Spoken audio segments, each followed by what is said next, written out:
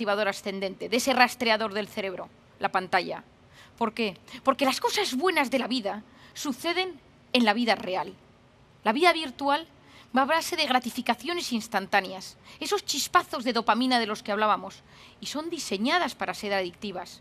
A mí me impresiona profundamente cuando tú lees una entrevista a Steve Jobs antes de morir y te cuenta que en su casa nunca hubo un iPad y que no dejó que sus hijos usaran el iPad.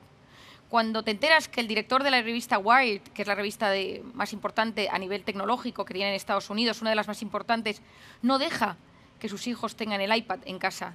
Cuando te enteras que los grandes directivos de Silicon Valley llevan a sus hijos a colegios donde no hay pantallas, donde no hay tablets. A mí muchas veces esto me recuerda al tema del narcotráfico, que consuman todos menos nosotros. Está prohibido consumir entre los narcos, entre las mafias de las drogas, que consuman los demás, porque esto está diseñado para ser adictivo, porque esto cambia nuestro cerebro. ¿Y cómo lo modifica? Lo modifica de varias maneras. Tenemos que entender que nos encontramos en un momento de la historia, como hablábamos hace unos minutos, donde estamos en la era del exceso de información y de la falta de formación. Es decir, nunca en la vida hemos recibido tanta información a la vez. Estamos abrumados por la cantidad de información que nos llega a los sentidos. No somos capaces a veces de discernir lo que está bien de lo que está mal. Yo llevo mucho tiempo diciendo que hay que educar a las nuevas generaciones en tener la capacidad de filtrar lo que es bueno de lo que no es bueno, de estudiar. Hay mucha gente que piensa que es mejor que todo sea digital porque ha sustituido, pero es que hoy en día los estudios dicen que somos una sociedad menos capaz intelectualmente que generaciones anteriores. ¿Por qué? Porque la capacidad intelectual requiere lenguaje, comunicación, memoria, capacidad de interacción con los demás, capacidad de planificar y, desgraciadamente, la tecnología, si no sabemos utilizarla bien, daña todo aquello que nos hace más humanos. Interaccionar con las personas. Hay gente que conecta mejor con una pantalla que con un ser humano. Hay gente que se expresa mejor con un emoticono que teniendo a una persona delante y teniendo que decir lo que piensa. El otro día me decía un chico en consulta, yo me expreso muy bien con estos 5 emoticonos y con estos 5 emoticonos mi familia y mis amigos saben exactamente lo que quiero decir. Ahora, no me hagas describir lo que es cada uno de estos emoticonos en palabras porque no sé hacerlo. El cerebro hoy en día está cambiando. ¿Cuándo miramos cada uno de nosotros nuestro teléfono? ¿En qué momento? En 3 circunstancias, generalmente. La primera es cuando trabajamos, la dejo aparte, y hay otras 2, que son el estrés y el aburrimiento. ¿Quién no se ha visto en la parada del autobús? Coge el teléfono, esperando para entrar en el médico, coge el teléfono, se enfada con su marido, su mujer, su pareja, su padre, su madre, y de repente coge el teléfono. ¿Por qué? Porque fueron diseñadas las aplicaciones para aliviar. Es decir, la aplicación, la pantalla fue diseñada para generar alivio en nosotros mismos y todos hemos experimentado ese momento en el que estamos cansados, estresados, no podemos más y necesitamos la pantalla, sea meternos en un portal de noticias para ver deportes, sea en una página para comprar ropa, sea en una red social de fotos, en Instagram, Snapchat, la que sea, porque de repente no sabes por qué, te sientes mejor. ¿Por qué? Porque esto está diseñado para aliviar. El estrés y el aburrimiento son básicos en el ser humano. Yo esto muchas veces lo explico a los padres cuando me preguntan información sobre sus hijos. Y una de las cosas que les digo, que para mí es súper importante, es que las personas que hoy en día triunfan en la vida, y cuando digo triunfan es que son dueños de su vida, que mantienen un cierto equilibrio interior, que conectan de forma sana con lo que les sucede, son las personas que saben gestionar su estrés y su aburrimiento.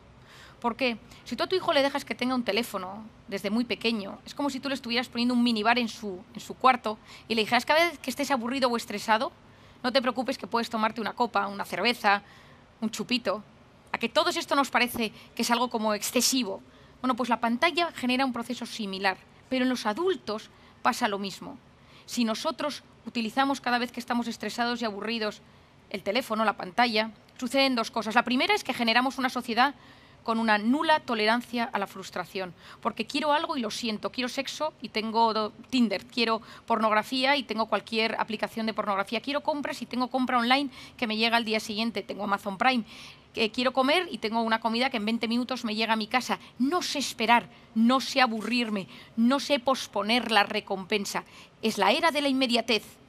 Y las 2 únicas cosas que en esta vida dan felicidad, o lo más parecido a la felicidad que podemos encontrar en este mundo, tienen que ver con el amor y con el trabajo. Y ni el amor ni el trabajo son cosas inmediatas, de gratificación instantáneas, sino que requieren esfuerzo, constancia, voluntad, cariño, dedicación, es decir, tiempo y capacidad de posponer esa recompensa. Si nosotros queremos ser eso que llamamos felices en esta tierra, tenemos que aprender a posponer la recompensa. ¿Qué es posponer la recompensa? Y aquí os pongo esta imagen donde veis un cerebro. Esa zona delantera del cerebro se denomina la corteza prefrontal. La corteza prefrontal es básica y me encantaría que los que me estáis escuchando os quedaréis con esto que os voy a explicar. La corteza prefrontal es la zona que se encarga de la atención, de la concentración, de la resolución de problemas y del control de impulsos. Es decir, se encarga de casi todo en esta vida. Es la que nos ayuda a tener fuerza de voluntad, es la que nos ayuda a prestar atención, es la que nos ayuda a superar las dificultades porque vemos las posibles soluciones. Cuando un bebé nace, la corteza prefrontal del bebé es completamente nula, es decir, es como si dijéramos inmadura. El cerebro se desarrolla desde la parte de detrás hacia la parte de delante. ¿Con qué se activa la corteza inmadura de un bebé? ¿Con qué se activa la corteza prefrontal de un bebé? Con 3 cosas: luz, sonido y movimiento. Yo ahora que tengo un bebé lo veo, cuando tú pasas con el bebé, le pones una música, ve pasar a alguien, le pones unas lucecitas y el bebé gira su cabeza, es decir, su corteza prefrontal se activa. Pero ¿qué quieres tú de tu hijo? ¿Qué queremos de ese bebé? ¿Qué queremos de los niños hoy en día? Que a medida que se va desarrollando esa corteza prefrontal, ese niño también sepa prestar atención, es decir, su corteza prefrontal se active ante objetos inmóviles, ante cosas que no son luminosas, ante cosas que no tienen un gran estruendo, es decir, que ese niño pueda prestar atención a un profesor, pueda escuchar una conversación con su padre, esté sentado en la salita de espera del médico de forma calmada, es decir, que tenga bien asentada su corteza prefrontal. ¿Qué sucede si tú a ese bebé le das una tablet? Si tú a ese niño le das un teléfono. ¿Qué es la tablet? ¿Qué es el teléfono? Luz, sonido y movimiento. Y nuestro cerebro funciona con un mecanismo que se denomina use it or lose it. O lo usas o lo pierdes. ¿Quién de los que me estáis escuchando, desde que tiene teléfono y que todo lo mira por internet, ha mejorado en su memoria? Ninguno. Porque a medida que nosotros utilizamos Internet, Wikipedia para todo, nuestro hipocampo, que es la zona del cerebro que se encarga del aprendizaje, se va haciendo más pequeño. ¿Quién de nosotros se orienta mejor ahora que hace 10 años? Ahora que tenemos Google Maps, Waze o cualquier aplicación para ubicarnos en el mapa. Ninguno. Porque nuestro cerebro, cuando menos lo estimulas desde dentro, las zonas de ese cerebro se empiezan a atrofiar y a funcionar peor. Pues con la corteza prefrontal sucede lo mismo. Si yo solo activo la corteza prefrontal con luz, sonido y movimiento externo, mi corteza prefrontal no va a madurar de la forma adecuada. Y lanzamos una generación, que es la generación que estamos viviendo, con nula capacidad de prestar atención, ninguna capacidad de concentración, con una con cero tolerancia a la frustración, con mucho descontrol de impulsos, y tenemos a un 10% de la población del primer mundo tratada psiquiátricamente con medicamentos para el trastorno por déficit de atención e hiperactividad. Déficit de atención y falta de control de impulsos. Es decir, falla mi corteza prefrontal. Es decir, esa corteza prefrontal que es básica para posponer la recompensa, para ser capaces de tomar decisiones, la vamos teniendo cada vez con un peor funcionamiento. Los que triunfan hoy en día son los maestros de la atención. El siglo XXI lo que tenemos son crisis de atención, donde no somos capaces de prestar atención. De hecho, lo que hoy en día mueve el mundo no son las drogas, las mafias, las farmacéuticas, las armas, que también, sino la capacidad de retener la atención del usuario el mayor tiempo posible en una pantalla. Y cuando tienen nuestra pantalla y nos tienen cogidos, a nosotros nos van deteriorando. Leía el otro día en un libro que se acaba de publicar, interesantísimo, que se llama Cretinos Digitales, que decía el autor que volvió a coger los libros de los 5, seguro que muchos de vosotros lo habéis leído, de Neil Linton, y lo volvió a leer y no le gustó nada. Y fue a buscar los libros que él tenía en su casa cuando era pequeño, y una de las cosas que vio fue que esos niños, que ese libro tenía un 40% menos de vocabulario, un 15% menos, habían reducido las frases para que la gente lo entendiera peor y mejor, y habían quitado las descripciones, porque los niños no se paraban a leer las descripciones. Ojo con lo que estamos haciendo. Me diréis, ideas. Yo os recomendaría como psiquiatra, y lo que estoy intentando recomendar un poco a todo el mundo que creo que nos puede ayudar para fortalecer nuestro cerebro, porque necesitamos llegar con un cerebro lo mejor posible a nuestra vejez. porque los datos de futuras demencias, de problemas cognitivos, de depresiones, de trastornos mentales, va increciendo en los últimos años.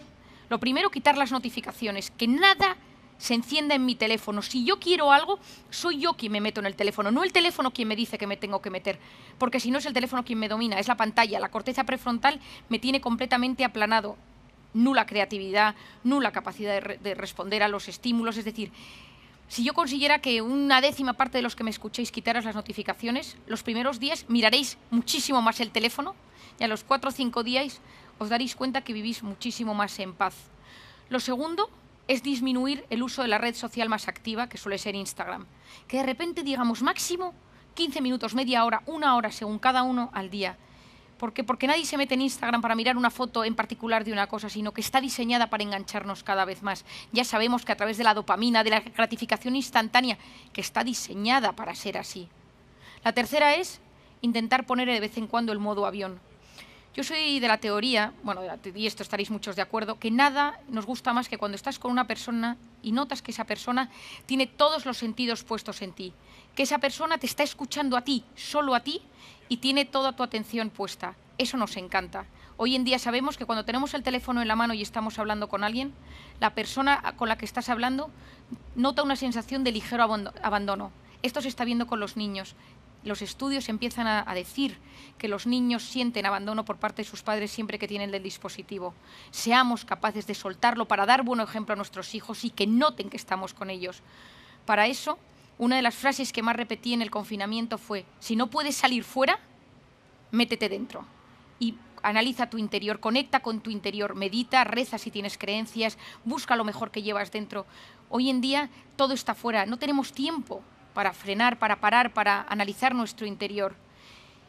Y muchas veces si cortamos esa hiperestimulación, ese exceso de información que nos llega, alcanzamos la serenidad. Y no conozco a nadie, yo he leído mucho a lo largo de mi vida, que haya descubierto nada importante en un momento frenético de hiperactividad o de hiperestimulación. Tanto alguien que estaba debajo de un árbol y vio cómo caía una manzana, Aristóteles paseando por los jardines de Grecia. Todos los grandes descubrimientos de la historia han sido en momentos de paz, de serenidad, en momentos de calma. Quien logra serenidad en lo pequeño adquiere fortaleza para la adversidad.